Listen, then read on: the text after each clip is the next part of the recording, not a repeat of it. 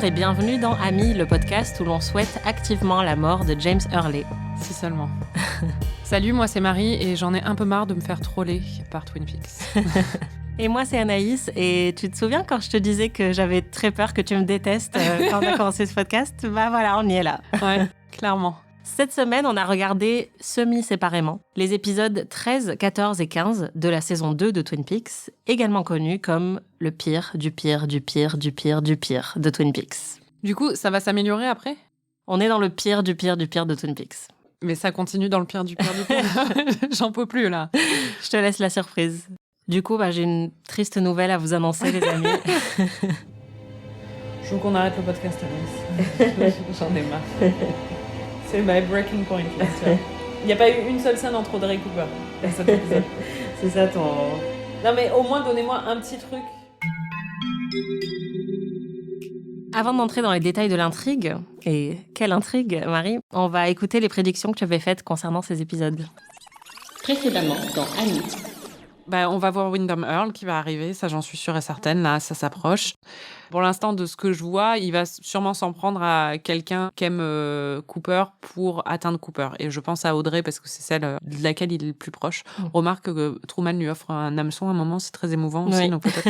Je pense que la veuve va continuer à faire son charme et que du coup, on va la voir beaucoup plus. Evelyn Marsh. Nadine va s'attaquer encore à ce jeune qui ne lui a rien demandé, le pauvre. Oui. Mike, qui n'est pas Mike le manchot, mais qui est un autre Mike, qui est l'ex de Donna. Il va bientôt être manchot si elle continue.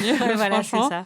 Le gros truc, c'est quand même Major Briggs et ce qui s'est passé. Et je pense qu'il y a des extraterrestres. Enfin, je sais pas. À la fin, il dit que tout va pas bien. Je pense qu'on va explorer la White Lodge et la Black Lodge et toutes les autres lodges. Et que Cooper va acheter une maison. C'est triste, en fait, de m'entendre dans ces moments-là parce que j'avais espoir qu'il se passe des choses. C'est clair. T'étais encore enthousiaste à l'idée de regarder Twin Peaks. Franchement, je suis rentrée chez moi, je l'ai regardé direct. Et la lumière a été éteinte. Ouais. Ton âme a été broyée. Pour toujours. Il n'y a plus de retour, quoi. En tout cas, le Major Briggs avait raison, tout ne va pas bien. Ah, mais rien ne va, en fait. Donc, tout ne va pas bien du tout. Alors, comme d'habitude, tu nous as préparé un petit résumé. En fait, tu nous as pas préparé un petit résumé. Mais si, mais en fait, je dois dire, ces épisodes, j'ai fait un blocage. Mais je m'en suis même rendu compte au moment du revisionnage. D'habitude, je visionne les épisodes 2 fois. Et là, déjà, au revisionnage, j'ai passé plein de scènes, j'en pouvais plus. Et en plus... Vraiment, j'avais oublié tout ce qui se passait. J'ai fait une répression traumatique de ces épisodes, mais 2 jours plus tard, en fait. Il faudrait utiliser de l'hypnose pour me rappeler ce qui se passe dedans, tellement c'est horrible. Mais si je devais faire un résumé, il y a 15 000 intrigues, toutes plus nulles les unes que les autres. Ils auraient pu aller dans tellement de directions, mais ils ont choisi d'aller là. Et en gros, c'est à peu près un quart Windham Earl, qui est un espèce de psychopathe en carton, qui passe son temps à jouer aux échecs et qui transforme Léo en espèce de monstre de Frankenstein. Il y a James, qui est toujours dans cette série. Voilà. Pour une raison qu'on ignore. Il y a Josie, qui est de plus en plus transformée en un espèce d'objet sexuel ambulant, qui est juste déguisé en petite soubrette, avec maintenant, on lui a rajouté aussi des ongles rouges hyper longs. Et il y a Ben Horne. Alors quand même, cette série passe à peu près un quart de son temps sur ces épisodes, sur Ben Horne, qui reproduit la guerre de sécession dans son bureau et qui se fait passer pour le général Lee. C'est horrible. T'as dit que 3 quarts. Il manque pas un quart. Mais non, j'en ai 4. Windham Earl, James, Josie et Ben Horne. Ah oui, c'est vrai. J'avais déjà oublié James. J'aimerais. Non, mais vraiment, c'est avec toutes ces intrigues, moi, c'est un peu pareil. C'est vraiment poisson rouge. C'est-à-dire que toutes les 10 secondes, j'oublie que je viens de voir ce truc. Mais moi aussi. Non, et à chaque revisionnage, j'oublie. Ouais. Et en même temps, il vaut peut-être mieux oublier. Ouais. C'est clair. C'est un mécanisme de protection. Exactement. Est-ce que tu as des questions cette semaine, Marie ? Oui, j'en ai. Est-ce que parfois Truman et Josie ont eu une conversation entière sans qu'ils se jettent sur elle et commencent à la niquer en fait ? Parce que c'est tout ce qu'il fait à chaque fois qu'il la voit. La meuf, elle est au bout de sa vie, elle est littéralement réduite en esclavage et il lui dit à peine bonjour, il est déjà en train de lui sauter dessus. J'ai mis Ben Horne n'aurait pas pu prendre Lincoln pour modèle dans sa reproduction de la guerre de sécession, ça aurait été un petit peu moins problématique. Pourquoi ? Alors qu'ils arrivent à consacrer 78 heures à James et à sa divorcée hyper chiante, ils n'arrivent pas à consacrer 1 minute à Audrey et Cooper. Pourquoi ? Pauvre Marie. On est vraiment censé croire que Pete est bon aux échecs Le mec est t'as trop kiffé pendant ces scènes en plus. Oui, parce que c'est drôle et c'est un bon gimmick, mais il est con depuis le début et d'un coup, c'est un espèce de maître d'échecs. Ah, moi, j'adore ce genre de Oui, mais d'intrigue. c'est un bon gimmick. Un personnage très con et en fait un génie, tu vois. Pourquoi est-ce que Josie passe son temps à se caresser ? Elle est tout le temps comme ça. C'est vrai. Ça va pas. Et Mais parce qu'elle a froid, parce qu'elle est en robe de satin. Oui, c'est vrai. Pourquoi est-ce que Audrey appelle son père Daddy ? Pour la traduction, c'est papounet quand même. C'est même pas papa, c'est papounet, quoi. Et c'est vraiment un truc... Moi, je pense que c'est une espèce de fétichisation. Il y avait Marilyn Monroe à chanter plein de chansons sur Daddy, Daddy, Daddy. C'est un truc un peu... Moi, je la comprends. Et surtout, est-ce que James est le scénariste de ces épisodes ? Est-ce que c'est pour ça qu'il est partout ? Et qu'on nous sorte des répliques du genre « tu es fort et tu es gentil » à son propos, alors qu'il est vraiment chiant. C'est clair. C'est un peu comme quand Jonathan est le scénariste de Buffy. Dans Buffy, et que ça devient le héros et que le générique parle de lui et tout. C'est exactement ça. Pendant le visionnage, j'avais aussi des questions. Non mais sur quelle planète est-ce que c'est considéré comme intéressant ? Où est-ce que, quand, pourquoi ? Vraiment quand ils ont écrit ça ? La grammaire se pose plein de questions aussi. Non mais je perds mes mots, quoi. Du coup, je me demandais, parmi les fans, est-ce qu'il y a des gens qui aiment bien James ? C'est plutôt rare. Effectivement, James est un peu le boulet pour beaucoup de fans de Twin Peaks. Et moi, c'est pour ça que j'ai bizarrement une petite affection pour lui, même si je le déteste autant que toi. Mais en fait, j'adore tellement les mèmes qui ont été faits sur James. Oui. Et d'ailleurs, il faut que vous sachiez que maintenant, je commence à envoyer des mèmes à Marie parce qu'elle a assez avancé dans l'histoire pour que je puisse lui montrer certains de mes mèmes préférés sur James. Et j'y prends beaucoup de plaisir. Moi aussi. Bon, moi, j'ai une question qui sera peut-être plus heureuse que le reste de ce podcast, mais cette semaine, est-ce que tu penses que les looks de Audrey sont à la hauteur ? Oui, c'est la seule chose à la hauteur. Cette semaine, vraiment, c'est les looks de Audrey. Je me suis même fait la réflexion en regardant l'épisode. Ah, ça c'est de la tenue. J'étais très contente. Elle a des petits looks un peu new look de Christian Dior années 50 avec des vestes. Elle est en tailleur beaucoup. Ouais, et puis ses vestes sont très cintrées. Enfin, ses épaules sont taillées, tout ça. Elle est vraiment très très chic. Elle était assez vamp dans les premiers épisodes de la saison 1. Mais tout en restant un peu écolière, avec des jupes à carreaux sous le genou, des petites chaussures blanches et noires.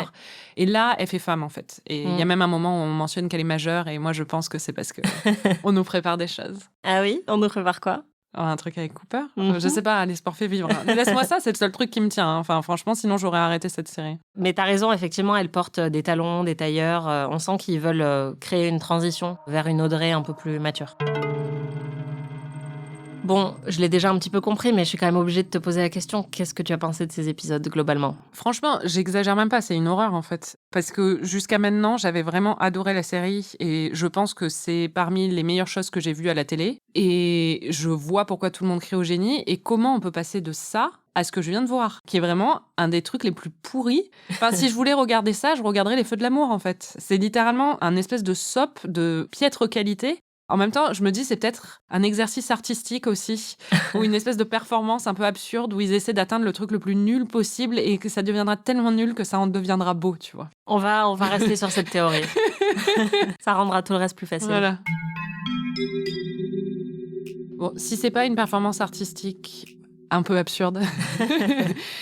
Est-ce qu'il y a une explication ? Enfin, j'ai compris que c'était un peu l'absence de Lynch ou je sais pas, mais est-ce que tu peux m'expliquer ce qui s'est passé en fait ? Je demande à savoir. Il y a plusieurs explications effectivement pour comprendre un peu la déchéance de Twin Peaks parce que c'est ça qui se passe concrètement. Déjà à ce stade, on l'a dit un petit peu dans les épisodes précédents, mais les audiences étaient catastrophiques. Et je pense que c'était pas très encourageant pour l'équipe. Et ce qui est marrant, c'est que pour Lynch et Frost, ils avaient beaucoup d'excuses pour expliquer les mauvaises audiences qui n'étaient pas en rapport avec la qualité de la série. Ils pensaient que c'était parce que la série était diffusée de manière de plus en plus sporadique. Par exemple, pendant le break des fêtes, souvent les séries sont interrompues et on rediffuse des vieux épisodes. Et ça n'a pas été le cas pour Twin Peaks parce que c'était une série sérialisée, une des toutes premières à être sérialisée, et que donc on était obligé de tout diffuser dans l'ordre ou rien diffuser. Donc il n'y a pas eu de rediff et ça a un peu perdu une partie du public. Et au même moment, il y avait aussi la guerre du Golfe qui prenait souvent la priorité sur la programmation télé et les téléspectateurs avaient de plus en plus de mal à suivre l'intrigue parce qu'il y avait des trous dans la diffusion. En tout cas, c'est ce que Frost a avancé pour expliquer que la saison 2 perdait un petit peu en qualité. Et en plus, c'était diffusé le samedi soir où les fans de Twin Peaks n'étaient pas là. Clairement, c'était très dur pour les audiences, mais c'est indéniable que la qualité de la série avait chuté. La plus grosse raison, tu l'as dit, c'est que Lynch n'était quasiment plus là et Frost aussi n'était plus trop là parce qu'il était engagé sur d'autres projets, il devait réaliser un film. Et donc, quand on a les 2 chefs de la série qui sont plus là et que les scénaristes essaient de reprendre un petit peu le fil, ça fonctionne pas forcément. Kimi Robertson, qui joue Lucy, a dit que à ce stade-là, je cite, personne n'aimait la direction que la série prenait. Pour les acteurs, je me suis dit, ça doit être hyper dur de continuer à jouer ça, quoi. C'est ça, et on sent leur frustration parfois, et elle en a déjà parlé, elle disait qu'elle s'était sentie abandonnée après le départ de Lynch, et qu'elle était assez saoulée par le fait qu'il ramenait constamment de nouvelles femmes, et de nouvelles intrigues qui n'avaient plus rien à voir avec les intrigues originales. J'en avais déjà parlé un petit peu, mais elle n'a pas du tout apprécié le fait que Lucy soit tout le temps énervée dans cette saison. Enfin, on comprend même plus pourquoi, mais elle est tout le temps vénère. Et il y a plein de personnages comme ça, où on sent qu'ils sont plus du tout en accord avec la manière dont ils avaient été écrits au départ. Même Audrey, on le disait la semaine dernière, elle a une glace, elle dit j'adore sucer, j'adore lécher. Enfin, on n'aurait jamais imaginé ce personnage dire ça avant, et on sent que les scénaristes essaient de reproduire certaines dynamiques, mais ils le font en tombant à côté de la plaque tout le temps. Et ce qui manquait, c'était la dynamique entre Lynch et Frost, parce que, on l'a dit, ce qui fonctionnait très bien, c'était l'équilibre entre les deux, le côté très procédural de Frost et le côté un peu cinéaste fou de Lynch. Et là, il y avait apparemment pas mal de tensions, parce que Frost estimait que Lynch était beaucoup crédité pour le succès de Twin Peaks, beaucoup plus que lui, et il avait pas mal de rancœur. Et tout le monde s'accorde à dire que si la série marchait aussi bien, c'était parce que les deux s'entendaient bien, et que dès qu'il n'y a plus cet équilibre-là, on a perdu quelque chose dans la série. Est-ce que Frost, il sera là pour la 3e saison ? Oui, Okay. Il a coécrit avec Lynch tous les épisodes. C'est bien. Oui, c'est la belle success story de la saison 3, c'est qu'ils ont eu carte blanche et ils ont fait exactement ce qu'ils voulaient faire. L'épisode 15, le dernier qu'on vient de voir toutes les deux pour cet épisode, avait fini 85e sur 89 programmes télé dans les audiences, donc vraiment c'était catastrophique. Et d'ailleurs, fun fact, Lynch, qui trouvait que la qualité de la série avait baissé depuis qu'ils avaient résolu le meurtre de Laura, trouve que cet épisode est super, cet épisode qui est réalisé par Diane Keaton. Ouais. Mais c'était le seul, parce que au moment de la diffusion de l'épisode d'après, ABC a annoncé que Twin Peaks serait mise en pause indéfiniment et que les 6 derniers épisodes qui avaient été commandés seraient diffusés, peut-être pas, à une date non spécifiée. Donc ils ont eu très très chaud aux fesses. Peu de temps après cette annonce, Lynch a organisé une conférence de presse sur le plateau du Grand Hôtel de Twin Peaks et il a annoncé « We're in trouble and we need help », on a besoin d'aide. Et il a demandé aux fans d'écrire à Bob Iger, le président d'ABC, pour le convaincre de sauver la série. Et ça a marché. Certains fans ont envoyé des donuts rassis à Bob Iger. D'autres ont envoyé du maïs à la crème ou des bûches. Et beaucoup ont envoyé des lettres qui disaient « Ma vie n'a pas de sens sans Twin Peaks. Il faut que vous... Il faut que vous permettiez à Twin Peaks de survivre. » Il y a des milliers de personnes qui se sont rassemblées dans la rue pour manifester, pour sauver Twin Peaks. Mais à ce moment-là de la série, qu'est-ce qu'il y a à sauver, en fait ? Le truc, c'est que les fans étaient engagés, tu vois. Ouais, bien sûr. Donc, une organisation a été créée pour manifester pour sauver Twin Peaks, une organisation qui s'appelait COOP, et c'était l'acronyme de Citizens Opposing the Offing of Twin Peaks, donc les citoyens opposés au zigouillage de Twin Peaks. Et pendant ces rassemblements, évidemment, certains portaient des cache-œils, des bûches, des hiboux empaillés, certains s'enroulaient dans du film plastique, en hommage à Laura, voilà. D'autres trimballaient des tartes à la cerise, et fun fact, parmi ces coopers, comme on les appelait, il y avait les 2 cofondateurs du site IndieWire, qui est devenu un grand site de la pop culture aux États-Unis. Et la campagne a marché, et pour les remercier, ils ont été invités à visiter le tournage de Twin Peaks et ils ont filmé David Lynch qui avait même adressé un petit message pour les remercier et leur dire qu'ils avaient vraiment contribué à ressusciter Twin Peaks. Mais du coup, pour récompenser tous ces efforts, j'espère qu'ils ont investi un peu plus dans l'écriture des derniers épisodes, les 6 derniers, et que ça augmente en qualité. Tu verras, en gros, la production était toujours en cours quand cette pause a été annoncée et on ne savait pas quand Twin Peaks allait reprendre. Et même si Twin Peaks allait reprendre, il y avait plusieurs articles de presse à l'époque qui disaient on ne sait pas si on va voir les 6 derniers épisodes. Au final, il y a eu une pause d'1 mois et demi après l'épisode 16. Et tu verras ce qu'il en est du reste de la saison en termes de qualité. Moi, je pense que ce qui est très clair, c'est que l'équipe de scénaristes avait changé, les réalisateurs avaient changé aussi et on n'a plus l'ADN de base de Twin Peaks et je pense que c'est pour ça que la série est moins bonne. En plus du fait qu'ils ont été forcés à résoudre le meurtre de Laura et qu'après, bon courage pour te sortir de ça. Ouais, voilà. Et je pense que pour les scénaristes, ça a dû être très compliqué de rebondir très rapidement pour trouver la suite de la série. Et comme tu le sais, malgré tous les efforts de Lynch, de Frost et des fans, la série a été annulée, malgré ces 6 derniers épisodes. Merci Anaïs, c'était hyper intéressant. Merci Marie. Toi, tu serais mobilisée pour sauver la série à ce moment-là ? Honnêtement, je me suis jamais mobilisée pour rien, donc c'est vrai. Même The OA, qui pour moi a subi une annulation vraiment injuste de la part de Netflix, je sais qu'il y a eu un mouvement très similaire. Maintenant, plein de séries ont connu ce genre de mouvement de fans. J'ai jamais participé à ce genre de mouvement. Je suis très contente quand ça réussit, mais honnêtement, j'ai trop la flemme. Donc, et merci à Coupe de s'être battue. En regardant, je me disais, pour quelqu'un qui est fan comme toi, qu'est-ce que ça fait de voir ces épisodes ? Est-ce que tu as toujours une affection quand même pour la série ou est-ce que tu les zappes, par exemple, quand tu revois la série ? Je zappe ces épisodes quand je revois la série. Je revois parfois certaines scènes et j'avance très très vite sur ces épisodes-là et juste je garde mes moments préférés.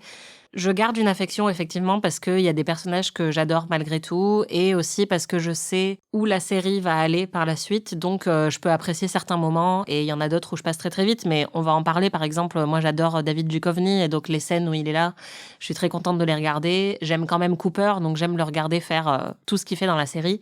Mais effectivement, là, le tronçon qu'on vient de voir, ces 3 épisodes et même les 2 ou 3 d'avant, c'est les épisodes que je zappe tout le temps et que je déteste et que j'oublie à chaque fois que je les vois en fait. Je me souviens vraiment plus de ce qui se passe dans ces épisodes et tout ce qui concerne Josie par exemple. Enfin, j'ai beau l'avoir vu 5 ou 6 fois, mon cerveau bloque. Donc je compatis. Merci. Vu que tu l'as dit, toutes les intrigues sont un peu merdiques, je me suis dit que ça serait bien de mettre en place un petit chiantomètre et de juger chaque intrigue individuelle avec cet outil. Donc en gros, pour chaque intrigue, est-ce que ça va de super intéressant à j'ai envie de me planter dans les yeux une fourchette à dessert rouillée, quoi. Ok. C'est nul! Alors on commence par un petit point alien, puisque le Major Briggs est réapparu à la fin des épisodes précédents, et il a 3 cicatrices derrière l'oreille qui ressemblent un petit peu d'ailleurs au symbole de la radioactivité. Pourquoi il a ça ? Je sais pas. Moi non plus.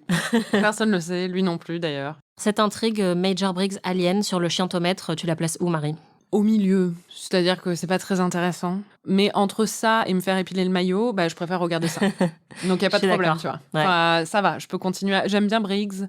Au moins, il y a un mystère, et un mystère qui vaut un tout petit peu la peine. Donc, je vais pas jeter cette intrigue à la poubelle directement, mais on reste pas trop longtemps dessus, de toute façon. On passe vite à autre chose. Bon, par contre, j'ai pas trop compris. Je comprends pas trop ce qui se passe dedans. Are you familiar with Project Blue Book? Yes, sir, I am. The Air Force investigation into the phenomena of unidentified flying objects. There are those of us who continue in an unofficial capacity, examining the heavens as before. In the case of Twin Peaks, the earth below. Hein ? Ouais, Voilà. je suis d'accord. Autre intrigue, Cooper a enfin une bonne raison de rester à Twin Peaks puisqu'il devient adjoint du shérif. C'est quand même assez mignon, je trouve. Oui, ça sert à rien, mais oui. Et il est pris en otage par Jean Renault, puisque maintenant il fait partie des affaires un peu locales. Donc il aide David Duchovny, donc Denise, à faire un coup pour arrêter les dealers de drogue, et notamment Jean Renault. Il est pris en otage, puis il est sauvé par Denise, qui profite du fait qu'on la sous-estime parce que c'est une femme, pour débarquer avec un flingue et arrêter tout le monde. Sur le chiantomètre, où tu places cette intrigue ? Honnêtement, je ne me souvenais plus de cette intrigue, alors que ça fait un tiers de l'épisode et que c'est genre la scène d'action. 2 jours plus tard, je ne savais même plus de quoi il s'agissait. En fait, quand j'ai vu le conducteur, j'étais ah oui, c'est vrai, il y a ça. Et après, je l'ai revu. Enfin, très très chiant, mais très très chiant quand même. Et nul. Vraiment, la résolution à la fin où elle arrive avec son plateau, là, ou je sais pas quoi. Hello. Supper time.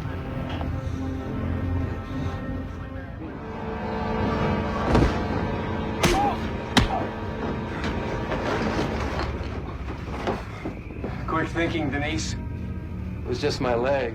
On a l'impression que tout a été fait un peu à l'arrache. Il n'y a aucune montée en puissance, en fait, si tu compares ça à l'intervention, au One Night Jacks. Bah ouais. Ça n'a rien à voir en termes de scène d'action, alors que c'est une des grosses scènes d'action de Twin Peaks. C'est une prise d'otage, il y a des flingues. Enfin, c'est pas tous les jours qu'il se passe ça dans Twin Peaks. Et en même temps, ça tombe un peu à plat. Mais moi, j'aime bien parce que j'adore Denise. Donc, tout ce qu'elle fait, j'adore. Ok. Bon, la plus grosse intrigue, et je mets intrigue entre guillemets, de ces épisodes, c'est l'arrivée de Windom Earle. Alors maintenant, tu comprends pourquoi toi, t'étais encore un peu excitée par le potentiel Windom Earle avant. Je savais pas, Anaïs. Honnêtement, pour moi, le meilleur moment, c'est à la fin de l'épisode 13, quand il y a un peu son entrée en scène, puisqu'il laisse un cadavre. Et il y a une ambiance très flippante où l'électricité est coupée partout, donc on est dans le noir au commissariat. Et là, il trouve le cadavre de quelqu'un qui ressemble un peu à Cooper. Il lui a mis des petites lunettes, il a un peu les mêmes traits, les mêmes cheveux gominés. Et il est en train de jouer aux échecs. Et il est en train de jouer aux échecs. C'est un peu le jeu de la dame version question nulle. J'allais dire. Tous ces épisodes de Twin Peaks, c'est vraiment, ils adorent les échecs. Qu'est-ce que tu as pensé de cette petite intrigue? Bah, la révélation m'a pas mal plu comme toi. Mais what?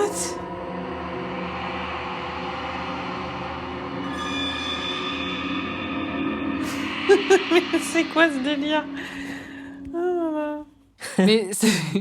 le T'as au truc, moins ri une fois, c'est bien. à un moment, je réécoutais parce que pour faire les extraits, à chaque fois, on doit réécouter l'enregistrement. Et je réécoutais et j'entends un rire et je me dis ah mais je riais à quoi là? Et en fait c'était toi qui m'envoyais un WhatsApp. J'entends le bruit du WhatsApp et je commence à rire et en fait c'était pas du tout la série parce que je me disais à quel moment la série m'a fait rire. Mais en fait c'était peut-être un mème de James justement. Mais en fait le truc par rapport au chiantomètre ici, c'est qu'on est face à un petit dilemme, c'est-à-dire que si on prend juste cette scène de découverte du cadavre, bah c'est intéressant. Ouais, c'est pas chiant. Franchement, c'est pas chiant. Mais si on est sur tout le reste, c'est très très chiant. C'est limite pire parce qu'on a eu cette promesse qui n'a rien donné après. Et c'est une promesse en plus qu'on nous construit depuis des épisodes et des épisodes. On a entendu parler de Windham Earl, je crois, au premier épisode de la saison 2. Enfin, ils bâtissent ça depuis des épisodes pour ça. Enfin, je sais pas, le Après, mec... c'est pas fini encore. Ouais, mais même... bah là, il va s'attaquer à Audrey, donc ça m'intéresse, parce que je pense que du coup, Cooper, il va la sauver, et voilà. Moi, il y a un truc que j'ai remarqué avec Windham Earl que je trouve très dérangeant, c'est que, bon, déjà, c'est pas un méchant très convaincant, surtout, comme tu dis, par rapport à la promesse qui a été bâtie sur des épisodes et des épisodes. Et je trouve qu'il a un côté un peu gay-coded villain. Je sais pas si t'as déjà entendu parler de ce principe, où c'est des méchants dans les œuvres de fiction, dans la pop culture, qui sont codés comme des personnages gays, c'est-à-dire qu'ils sont pas à proprement parler gays, mais ils vont être efféminés, ils vont se caresser la moustache, enfin ils vont faire des trucs qui sont dans l'imaginaire et dans les stéréotypes. Exactement. Et lui, il fait des bisous à Léo, il joue de la flûte de manière très délicate. Et il y a un côté en fait moi qui me dérange beaucoup là-dedans parce que ça renforce encore ce cliché de si un personnage est méchant, il faut que sa masculinité soit un peu diminuée et qu'il ait un côté très efféminé. Il y en a beaucoup dans Disney. Il y a Jafar, par exemple, qui a été codé comme ça. Mais c'est vrai que c'est très typique dans les dessins animés de retrouver ce genre de clichés. Il y a un très bon article sur les Inrocks qui en parle. Et là, Windham Earl, pour moi, rentre un petit peu dans cette catégorie. Et c'est dommage. On a aussi un petit peu de backstory sur Cooper et Caroline, son ex, qui est décédée, et qui était en fait la femme de Windham Earl. Cooper en avait déjà un petit peu parlé à Audrey. En fait, il était censé la surveiller puisqu'elle était témoin dans une affaire. Elle est morte dans ses bras, il est très triste. Et on apprend dans ces épisodes-là qu'il soupçonne Windham Earl de l'avoir tuée. She was in my arms. She was dead. She'd been stabbed. The killer was never found. My wound healed. Windham Earl went mad, institutionalized until his recent escape. So why is he after you? Harry, Caroline was Windham Earl's wife. So he blames you for her death.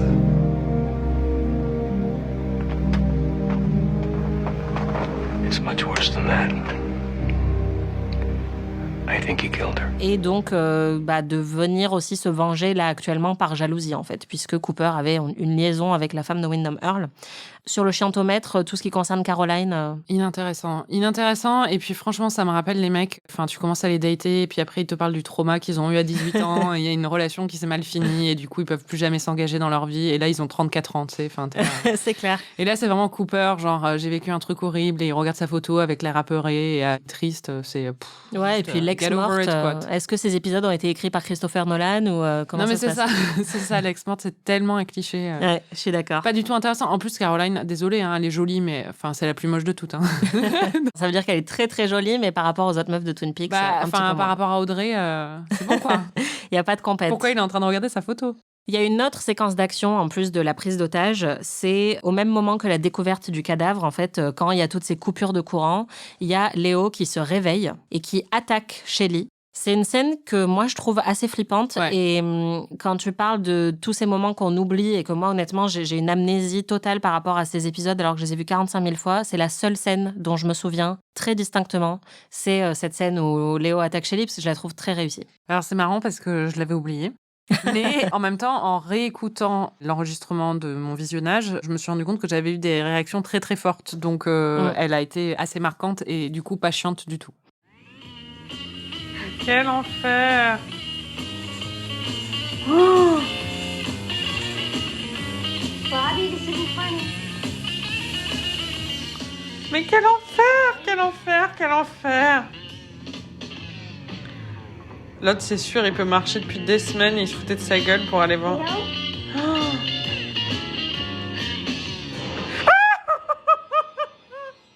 Oui, il a le visage plein de tartes. Je sais pas s'il est encore à moitié légume ou s'il se venge de tous les mauvais traitements que lui ont infligés Shelly et Bobby. Non, je pense qu'il se venge très clairement. Ouais. Enfin, pour moi, c'est ça. Et après, C'est il glaçant, continue à l'attaquer et j'étais encore paniquée. Oh, mais c'est horrible.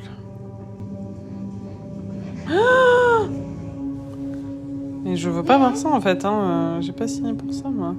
Moi, j'adore ces scènes. Enfin, je les trouve vraiment extrêmement flippantes. Ouais, elles sont bien faites. Ouais. Sur le chiantomètre, c'est pas chiant du tout. Non, c'est pas chiant du tout. Et puis, ça avait bien été établi dans les épisodes précédents. Enfin, on s'y attendait parce que ça faisait plusieurs fois où on le voyait bouger, où on comprenait que bon, il était un peu en train de se réveiller, quoi. Et là, vraiment, ce moment-là, j'ai tout de suite compris ce qui allait se passer, mais c'est très flippant quand même, quoi. En plus, avec le fauteuil qui tourne dans le vide, la musique et tout ça. qui rappelle en plus justement le tourne-disque. C'est très bien fait. Ouais. Et puis, Bobby arrive à la rescousse. Cette scène est un peu marrante parce que c'est vraiment le truc de série télé où elle a le couteau à 5 cm de sa main, mais elle passe un quart d'heure à essayer de l'attraper, elle n'y arrive pas. Quelle conne, pourquoi il n'y a pas d'autre couteau dans cette cuisine? Et puis vraiment, c'était genre... Et elle essaye de s'échapper et alors toutes les portes sont fermées de l'intérieur, elle n'arrive pas à sortir de sa propre maison. Bah, c'est lui qui les a fermées. Je sais pas, trouve un moyen, c'est ta maison, tu vois. Ouais. Et elle finit par trancher une bâche et puis finalement elle n'y arrive pas. Il trouve tous les stratagèmes pour qu'elle soit attaquée par Léo et c'est un peu frustrant mais en même temps c'est très drôle. Et puis finalement Léo part en courant dans les bois et en hurlant. Donc là, on se dit qu'il a quand même plus toutes ses cases. Il y avait des moments où j'étais frustrée parce que ça fait toujours ça dans les films d'horreur où elle dit « Please, don't do it !» Et t'es là, arrête de lui dire de pas le faire, il va le faire. Donc trouve un moyen de te barrer, en fait. C'est juste, elle est assise par terre en train de lui dire « S'il te plaît, fais pas ça !» Contrairement à beaucoup de films d'horreur, je serais plus indulgente avec Twin Peaks parce qu'ils ont bien bâti sur plusieurs saisons la relation abusive qu'elle avait avec lui et on peut comprendre qu'elle soit complètement tétanisée par ce qui se passe. Non, mais bien sûr, en fait, le truc, c'est que c'était hyper frustrant à regarder, mais en même temps, je comprends pourquoi elle réagit comme ça. Ouais. Et donc finalement, Léo s'enfuit dans les bois et il tombe sur Windham Earl. Sur le chiantomètre, je sais pas, je préfère placer ma main dans de l'huile bouillante pendant 30 minutes plutôt que de revoir ces scènes entre Léo et Windham Earl. Ouais, c'est un peu inconfortable. Moi, ça me fait rire un peu. La flûte de Pan, c'est pas mal, mais... Et en fait, Windham Earl se met à torturer Léo et comme tu le disais, à le transformer un peu en sa chose où on se doute qu'il va se servir de Léo pour accomplir un peu ses sombres desseins. Et du coup, moi, ce que j'aime bien avec ça, c'est qu'on finirait presque par compatir avec Léo. C'est vrai, le pauvre, il s'en prend plein la gueule, mais il mérite, c'est un connard. C'est vrai. Bon, on est allé assez vite sur toutes ces intrigues, mais il y en a d'autres sur lesquelles on peut aller encore plus vite, je pense. Déjà, tout ce qui concerne Josie, Andrew Packard et Eckhart. En plus, ils ont des noms hyper similaires, donc à chaque fois, je me souviens plus lequel est son mari, lequel est son ancien boss, avec lequel des deux elle couchait, est-ce qu'elle couchait avec les deux.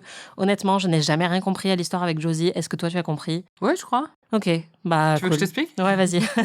Josie était la maîtresse d'Eckhart à Hong Kong.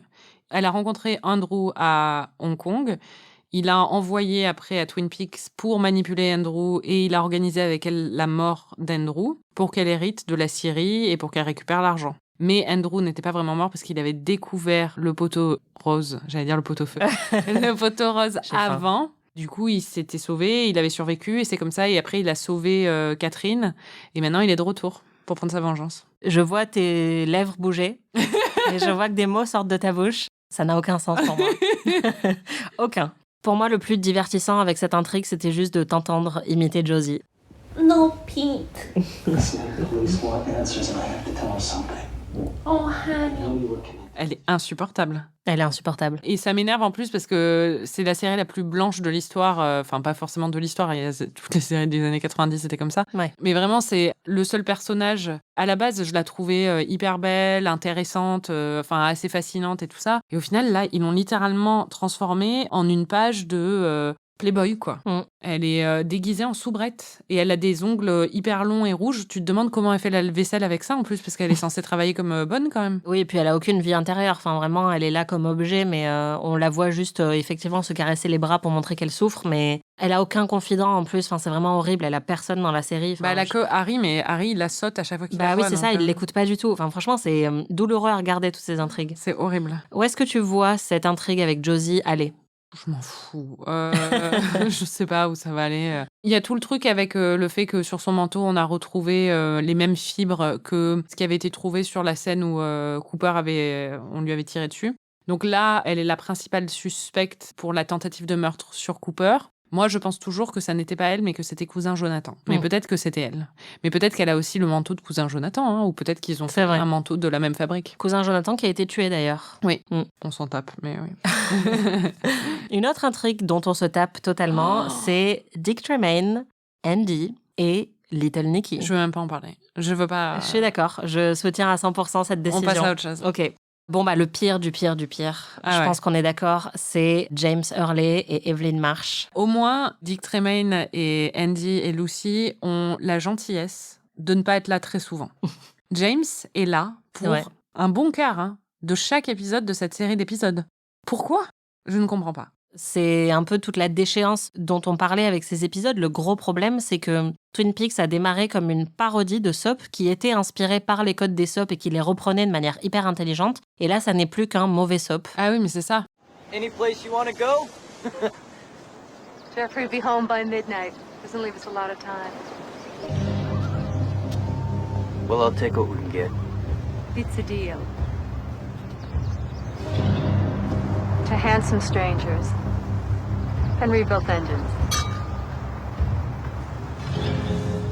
Il n'y a plus du tout ce deuxième degré de lecture qu'on pouvait avoir parce que dans les scènes avec James et Evelyn Marsh, on pourrait en fait avoir un commentaire sur ce genre de rebondissement, mais pas du tout. Ou en tout cas, on peut essayer de vivre dans un monde parallèle où on se dit qu'il y avait un commentaire sur le commentaire. Voilà, mais en fait, non, c'est horrible. Toutes les scènes qu'ils partagent sont atroces. Cette actrice, en plus, elle est pas très bonne. Et puis, il y a une scène où ils couchent ensemble sur la portière de la voiture. Enfin, déjà, logistiquement, ça a l'air très compliqué.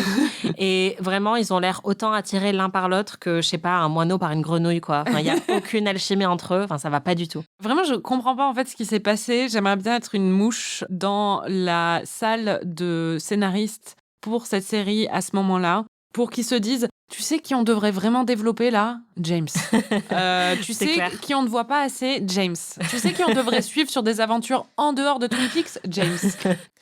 Bon, il y a un gros avantage dans toute cette intrigue qui concerne James, c'est que c'est le retour de Just You and I. Oui, j'ai vu ça, et c'est vrai, mais je me souviens plus quand.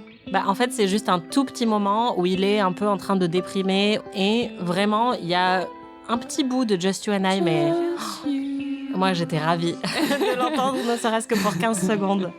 D'ailleurs, on n'a pas parlé de musique depuis longtemps, mais c'est marrant parce que quand on a tourné le pilote de cette saison, tu trouvais la musique intrusive. Maintenant, qu'est-ce que t'en penses ? Tu fais encore attention ou pas du tout ? Non, j'y fais plus attention parce que je m'y suis habituée. Il y a des fois où je trouve la musique très bien, il y a des fois où ça fait toujours soap, et comme c'est un soap, maintenant, ça sonne très bien aussi. Ça colle.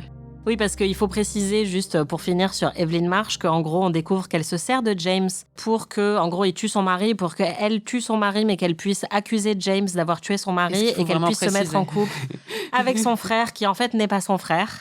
Donc là, qui ressemble à Nicolas Hulot. Sur le chiantomètre, on est où là ? Ah non, mais là, le chiantomètre a explosé. Il n'y a plus de chiantomètre. On est dans une autre galaxie. On est vraiment à un niveau de chiant. C'est du jamais vu, c'est du jamais exploré, ni avant ni depuis. Mais vraiment, on est à la limite de la performance artistique. C'est absolument stupéfiant. Attends, parce que des performances artistiques, il t'en reste encore beaucoup dans Twin Peaks. Mais je suis complètement d'accord. Et d'ailleurs, on atteint un tel niveau où ces personnages-là sont tellement chiants et tellement merdiques que, en comparaison, tu t'es même mise à kiffer Donna, très brièvement. Ça tranquille. J'aime bien Donna maintenant. Quand elle n'est pas avec James, elle est bien. Oh, non, en fait, je l'aime plus. Ça va durer longtemps. Soudain. Non, mais faut dire, elle est plus stylée au niveau de ses tenues, là, en ce moment. Elle a un regain, pas de glamour, mais elle a un bon petit style. Mais vraiment, non. Mais le problème, c'est qu'elle se met tout le temps à crier pour sauver James, alors qu'elle devrait le laisser crever. On a aussi Nadine qui est toujours en plein excédent d'adrénaline et qui est à fond sur Mike, le pauvre Mike qu'elle harcèle sexuellement, soyons honnêtes. Et d'ailleurs, le pauvre Ed aussi qui dit que tous les matins, il se réveille comme si un camion lui était passé dessus. C'est un peu inquiétant. Oui, c'est vrai. C'est horrible. Mais ceci dit, j'ai beaucoup aimé quand elle a foutu une raclée à Hank.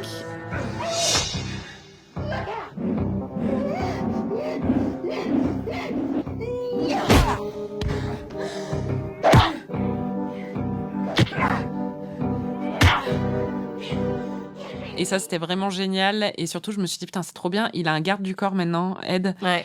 Et en plus, elle est au courant pour lui et Norma. Elle en a rien à péter parce qu'elle est à fond sur Mike. Donc tout va bien, quoi. Ça fait partie des intrigues pour lesquelles j'ai beaucoup d'affection dans ces épisodes-là parce que c'est très fun et on adore voir Hank se faire tabasser. Puisque effectivement, Norma et Ed couchent enfin ensemble et décident de se mettre ensemble puisque Nadine n'est plus un problème à leur romance.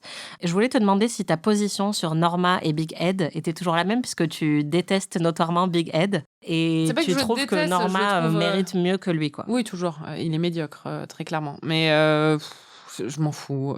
En même temps, elle, l'espèce de réplique sexy qu'elle lui sert à un moment, c'est « je t'ai mis plus de purée que ce que t'avais demandé ». C'est clair.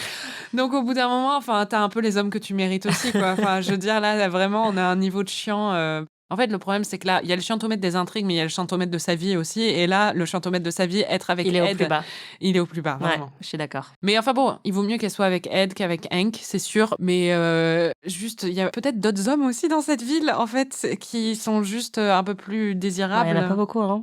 Je voulais noter à ce moment-là parce que du coup, alors Hank attaque Ed une fois que Norma est partie et il dit une phrase, il dit « The things we do for love ».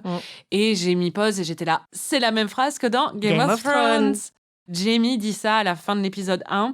Quand Bran le surprend en train de coucher avec sa sœur jumelle, la sœur jumelle de Jamie, donc c'est un inceste, Cersei est complètement paniquée et Jamie pousse Bran hors de la tour pour le tuer. Bon, il va pas réussir à le tuer. Et il se tourne vers sa sœur et amante et il lui dit « The things I do for love. » Et c'est la même réplique. Et je me suis demandé si c'était un clin d'œil. Honnêtement, je pense pas. Je pense que c'est juste devenu un cliché à la télé, quoi. Oui. Sur Big Ed, tu l'aimes bien, toi ? Bah oui, je l'aime bien et c'est marrant parce que c'est vraiment un fan favorite. Enfin, je pense que beaucoup de fans de Twin Peaks ont de l'affection pour Big Ed. Mais pourquoi ? On en avait déjà un petit peu parlé, mais je pense que c'est parce que c'est quelqu'un de relativement honorable. Je sais que oui, c'est pas sympa de rester amoureux d'une autre femme alors que t'es marié avec Nadine et de pas la libérer aussi, elle, de son côté. Toi, dès le départ, tu pensais que clairement, ils entretenaient un peu cette liaison tous les deux. En fait, on voit que c'est la première fois qu'ils couchent ensemble, sans doute depuis le lycée, et qu'ils se sont toujours retenus. Et donc, je pense que ça crée une affection chez les fans de se dire qu'ils ont attendu 20 ans sans jamais pouvoir agir sur leur attirance qu'ils avaient l'un pour l'autre parce qu'ils voulaient faire ce qui était bien. Oh, ça, c'est du bullshit, quoi. J'aime leur relation, ils sont mignons tous les deux, quoi. Oh, ils sont chiants. Non, mais vraiment, enfin, j'ai trouvé ça cucu, leurs phrases entre eux et tout. You're the last thing I think of when I go to sleep at night. And you're the first thought on my mind when I get up in the morning. I know this world is going to pieces. And it feels like it's designed to keep us apart. But we love each other, Ed. I want to be with you. I want to be with you no matter what happens. Et lui, bah, c'est ce que j'avais dit, c'est juste le syndrome du mec qui veut tellement être gentil qu'il en finit par être lâche, quoi. Ouais. Mais là, en l'occurrence, il est moins lâche qu'avant, mais... Je l'aime beaucoup. Mais sa gueule me revient pas, en fait, c'est vraiment ça, c'est Ouais. juste... j'aime pas sa tête. Et tu l'as dit, Ben Horn a définitivement complètement vrillé puisqu'il décide de mettre en scène avec des petites maquettes dans son bureau la guerre de sécession, sauf que chez lui, le Sud gagne. Et oui, voilà. Et clairement, il est du côté du Sud. Il brandit un drapeau confédéré. Il chante Dixieland, Dixieland qui est donc un chant confédéré. Et donc, pour rappel, les confédérés, c'était les esclavagistes. Hein. Pas Clairement, des gens super sympas. Voilà, il n'est pas du bon côté de l'histoire dans tout ça. Sur le chiantomètre, tu situes où cette petite excursion dans le Sud esclavagiste ? Le problème, c'est que ça dure beaucoup trop longtemps et ça prend beaucoup trop de place. je suis Mais après, c'est hyper gênant, mais c'est marrant. Par rapport à James, tu vois, moi je préfère largement voir Ben Horn jouer à ses petites figurines. Non, puis enfin même Audrey est dedans. Donc, en fait, le truc aussi, c'est que James, il est littéralement le personnage que je supporte le moins et il est entouré de personnages qu'on découvre. Tandis que là, Ben, par exemple, il est entouré de personnages qu'on aime bien et qu'on a appris à aimer tous ces épisodes. Donc, rien que ça apporte quelque chose à l'intrigue, quoi. Ouais, et en plus, il y a des nouvelles dynamiques, puisqu'il y a Audrey, mais il y a aussi Bobby et le docteur Jacobi qui interagissent avec Ben, donc c'est marrant de le voir avec d'autres personnages. Interagit avec lui. J'aime bien quand Bobby interagit avec Audrey aussi, tant qu'il se roule pas des pelles. Ouais. Pour te nettoyer un petit peu le cerveau, j'ai un petit cadeau pour toi. Un cadeau ? La meuf est surprise, ça fait 3 mois qu'elle me dit « Quand est-ce que tu m'offres un cadeau ?» Bah oui, mais je savais pas quand t'allais le faire. Ah là là ! Je me suis dit que c'était le bon moment pour te remonter le moral. Merci. Alors, c'est un petit sachet beige que j'ouvre. Un sachet, un petit. C'est un hibou dedans. Ouh. On dirait une boîte à bijoux, mais peut-être pas. Oh, merci. Oh, c'est trop bien. C'est une broche avec Audrey dessus. Merci. Qui a été faite je à la suis main émue. par une artisane française. Oh, j'adore. Merci, je suis émue. Trop bien. Merci beaucoup. Ah ouais, je suis contente que ça te plaise. Ah, je suis trop contente. Merci.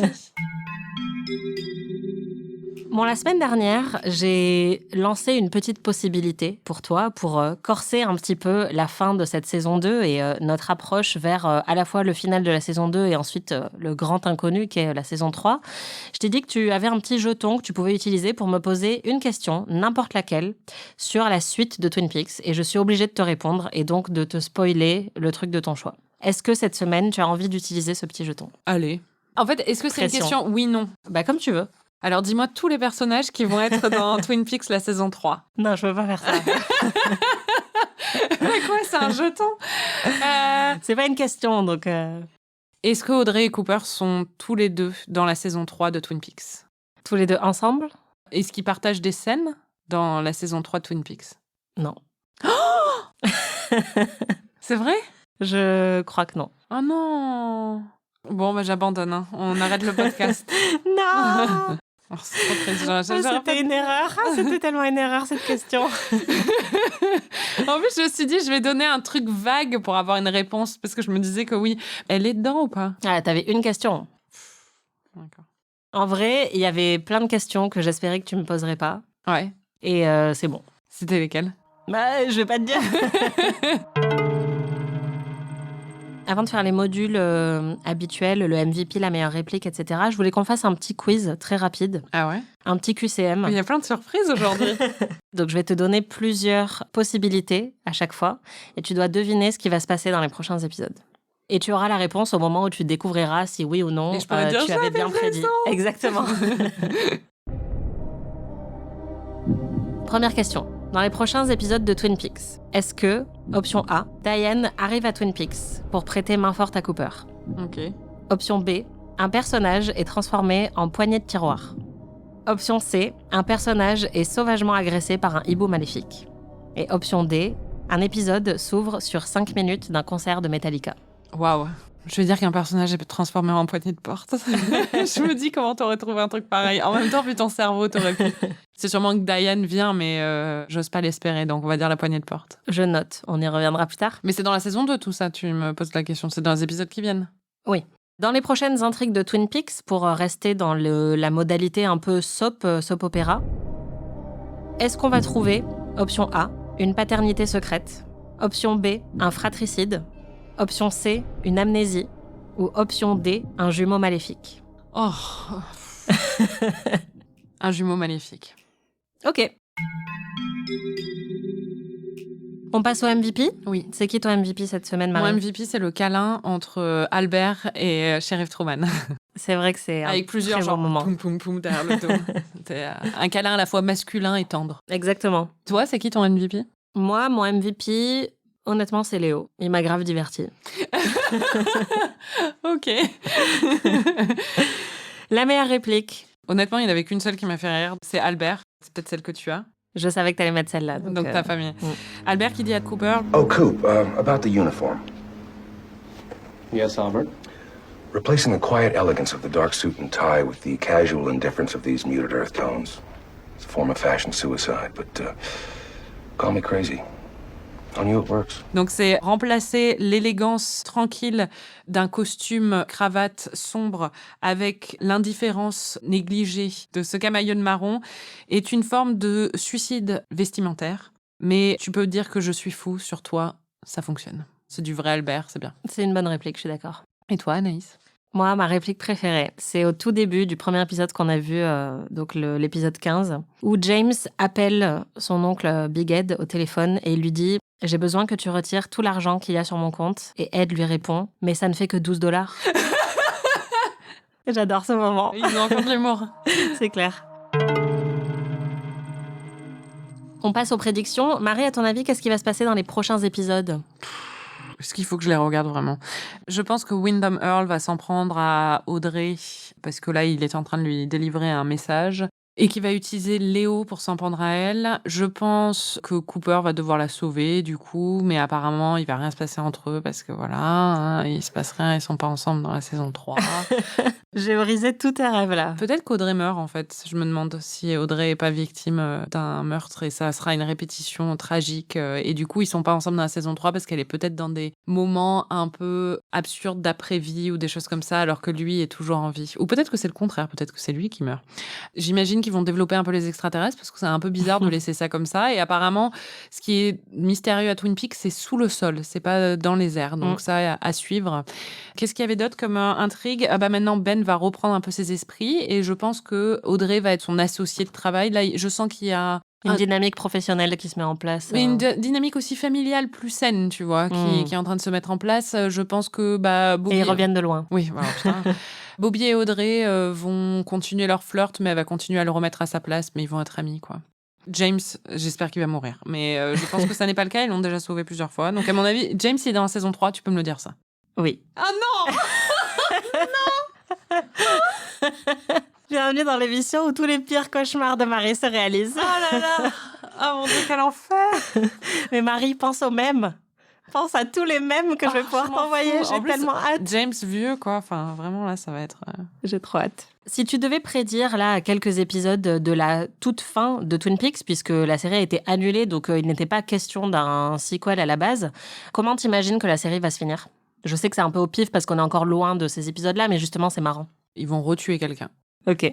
Non, je sais pas, Cooper va se prendre une petite maison à Twin Peaks et accepter la vie tranquille.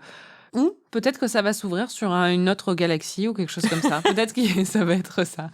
Peut-être qu'il va y avoir un truc avec les extraterrestres. Ou peut-être que Cooper va disparaître dans la lumière, la même lumière que l'agent Briggs. Et la dernière scène, ça va être lui qui fait coucou au loin avant de partir. T'aurais dû être scénariste de Twin Peaks. Voilà. Franchement, ça serait bien marré. Ok, très bien.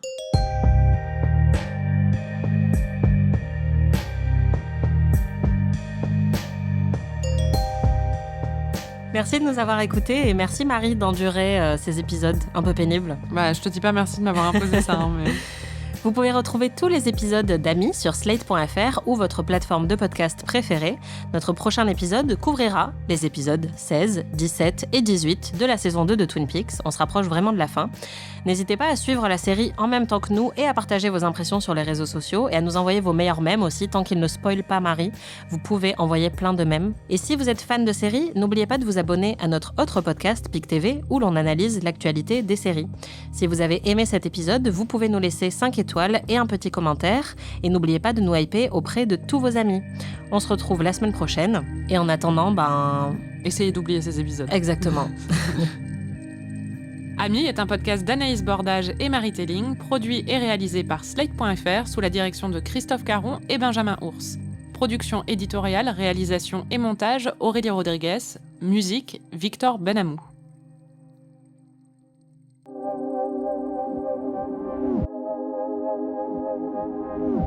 On passe aux notes. Marie, j'imagine que tu en as, comme toutes les semaines. Tu te souviens du pendentif hibou qu'ont toutes les meufs portaient en 2005 ?